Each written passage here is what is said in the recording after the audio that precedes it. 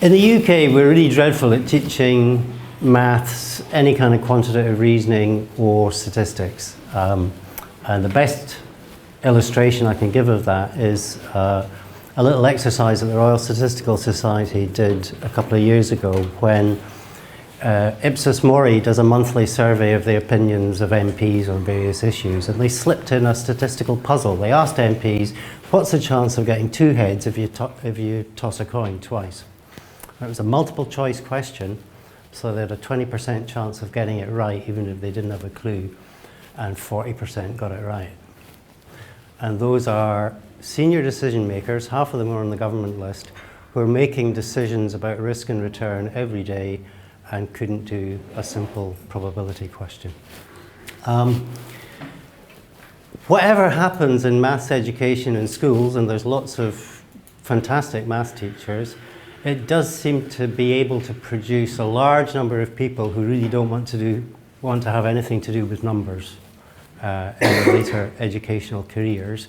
And that's why most of the discussion about pedagogy around the teaching of statistics to social science students or humanities students or others is focused around maths anxiety or statistics anxiety. The idea that students, when confronted with numbers, get so worried about their performance or their ability to follow what's going on, that just impedes their learning. They're too anxious to learn. And one of our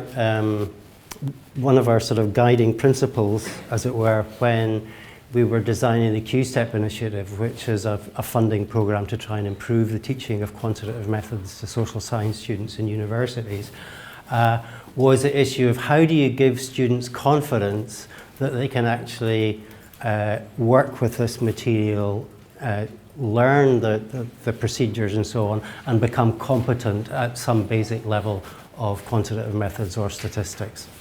One of the other principles that lay behind it was the idea that students have to see it as relevant. And one of our many arguments was that the standard bolt-on research methods course of 10 credits or 20 credits that's supposed to take students through the basics of quants fail miserably for two reasons. One, there's not enough space to really teach the students well. And secondly, there's no reason at all why the students should see what happens in the research methods course as relevant to the rest of their degree. And so we put a lot of stress on embedding and trying to sort of take research methods out of the research methods course ghetto, as it were, and get it more into the mainstream of the degree. As Mel mentioned, I've been working on a research project looking at statistics anxiety in higher education. And that's made me think about the whole notion of anxiety and learning in a slightly different way. There tends to be an assumption that anxiety is bad in a learning situation. And so if you could get rid of maths anxiety or get rid of stats anxiety, you could better teach students statistics. I'm not sure that's true. Most learning situations involve some degree of anxiety. And if they didn't, if there were no anxiety, if there were no, if you weren't anxious to learn the subject in front of you, you're unlikely to be an effective learner. I would hate to teach somebody to drive a car who wasn't anxious about their capacity to learn to do it. You know, it'd be quite a dangerous situation. So that raises two questions for me. How much anxiety is good for you? You know, is there some kind of threshold point beyond which anxiety impedes rather than promotes learning? Or is it a question of, you know, are there different forms of anxiety? Are there sort of facilitating or debilitating anxiety? I mean, if somebody's head just swims when they start to look at numbers, that's not likely to be conducive to learning. On the other hand, if somebody is worried about whether they can do something, that might actually be quite helpful and facilitate learning. Q-STEP's a program of 15 centres of excellence in different universities to with the aim of improving the quants teaching, the quants methods teaching that students get. And over the last couple of months, I've been going around the centres trying to discover if we've learned anything so far. The program's only been going for 3 years, about how to teach quantitative methods effectively. And I guess in addition to the issues of confidence and relevance that we'd identified before the program started, I think there's another couple of things that we can usefully think about. The first is knowledge in quantitative methods is cumulative. It sort of consists of a set of blocks. And to understand the second block, you need to already understand the first block fully. It's progressive, it builds up, it's cumulative. That's not a form of knowledge that students encounter anywhere else in their degree programs. And most students, most of the time, learn very early on in their university career that the best learning strategy on any individual course is to identify 1 or 2 or 3 topics, focus on them, write your essay on them, write the exam questions on them, and pretty much skip the rest of the course. And you would be a fairly inefficient learner in terms of the university system and what it rewards in terms of assessment if you dutifully turned up to all the lectures, went to all the seminars, did all the reading. It would probably be better for your education, but you're not likely to do so well in whatever form of assessment comes at the end of the course. Such a learning strategy is absolutely disastrous when it comes to cumulative knowledge. You know, you can't do a quants methods course and focus on a couple of topics and think that that's going to give you a command of the subject. And of course, teachers of quantitative methods at the start of the course will say things like, it's really important to come to all the lectures and work through the examples and so on, because you will find that things fit together in that way. But of course, that's what all the lecturers say. And the students have already learned that when the lecturers say that, they don't really mean it, and you don't have to follow their advice. So why on earth should they follow our advice when we say exactly the same thing in quants methods courses? So the first thing is, I think we vastly underestimated the contrast between effective learning styles in where you're dealing with cumulative knowledge and when you're dealing with non-cumulative knowledge. There's a second issue, however. One of the things that really surprised me when I visited the centres was how strong the identity of student groups were who were doing the specialist with QM degree programs that many of the centres were offering. They were really enthusiastic. They were very conscious of the difference between themselves and their student peers on other degree programs who they effectively considered to be coasting. They saw themselves as doing hard but valuable and rewarding work that would get them a better job or a more interesting job at the end of their degrees. Now, there's probably a bit of self-selection in that. It's not just a function of learning, but it presents an amazing contrast to the experience of most students when it comes to quants, which is they learn enough to know that they don't like it and little more.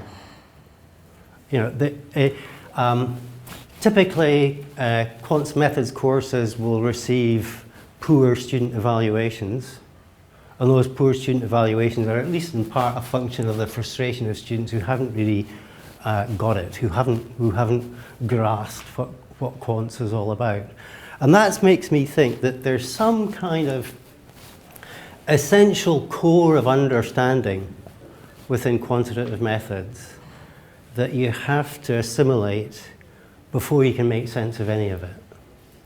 Once you've assimilated it, going further is relatively easy because you already know the basics. You're just learning new techniques. You're just adding new strings to a bow that you've already sort of constructed. And I don't think we've thought nearly enough about just what that, you know, I like to think of it as a hump. You know, if you don't get over that hump, you never get into quantitative methods, and you're unlikely to become enthusiastic about them, and you're likely to resent people trying to teach you them.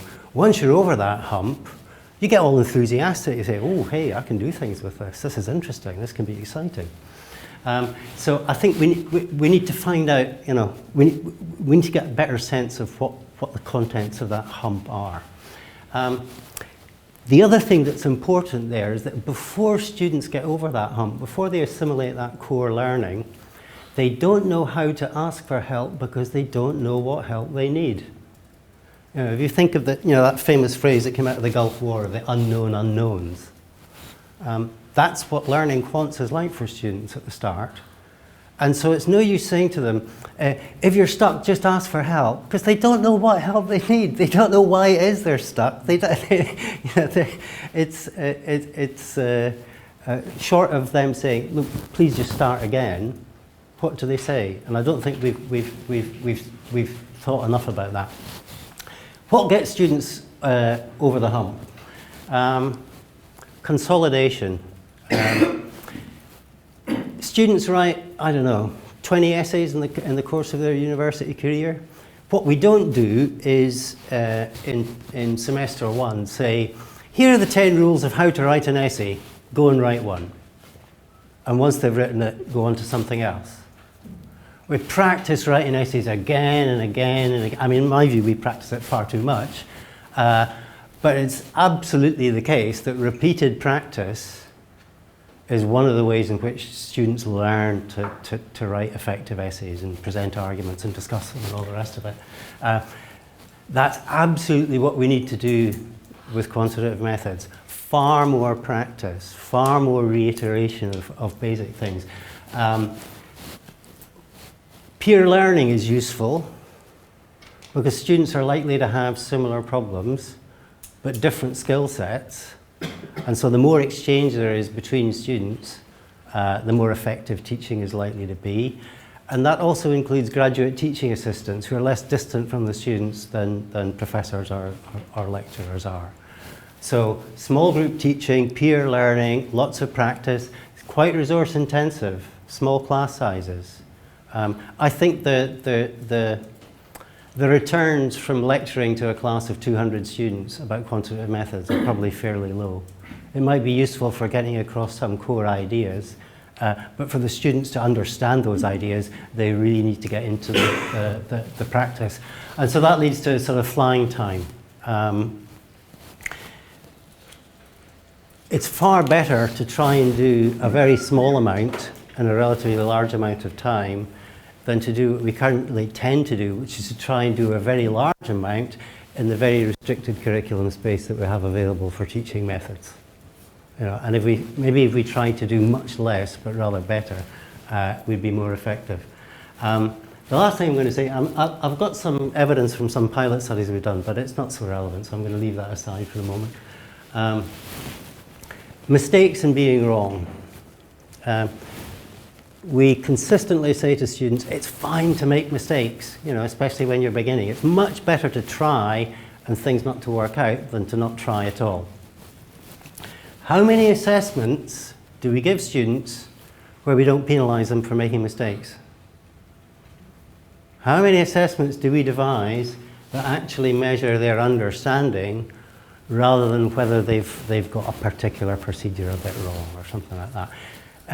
My guess would be that almost all our assessments measure mistakes because it's very difficult to devise assessments that don't penalize mistakes but reward understanding. Very incredibly difficult to produce. And yet, insofar as we do that, everything we say about it being fine to make mistakes is undercut. I don't know a lot about pedagogy, but one of the things I do know is it's the assessment stupid. Both teachers and learners look at the assessment. They don't study the curriculum. They look to see what do they need to do to pass the course. And if what they need to do to pass the course is not make mistakes, it's not very effective for us to say it's fine to make mistakes, you just have to try and practice and all the rest of it. Have I got time for one last comment, or am I already? Oh, no. Okay. Right, I'll leave it there. I'll leave it there. Yeah. It depends whether you want to question more. That's fine. If you haven't got a question, you can hear his last point. Oh, go on, say your last thing. Okay. It's just one result from one of the pilot projects we did. We had a measure of state anxiety, that is how anxious students reported they were at the time they were doing a series of 3 assessments on a quants course. We'd also previously measured their trait anxiety. That is just your sort of personal disposition to be anxious or not, so we could control for that.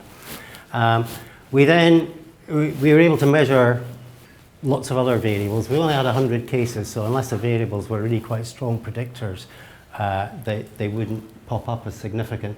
But we're trying to model what causes state anxiety in assessments. There were all kinds of things that weren't relevant, like the nationality of the students or their previous maths qualifications and things like that. Oops, daisy. I'm just trying to wreck the IT system. Performance had some impact, but it was pretty small. It wasn't significant. In other words, it was the case that students who were more anxious did not quite so well, but it was a very small effect. Trait anxiety had some effect. In other words, students who tend to be anxious were also more anxious when they were doing the assessments. The big one was difficulty. And when you think about it, it's screamingly obvious. Students are anxious about learning quantitative methods because they find it difficult.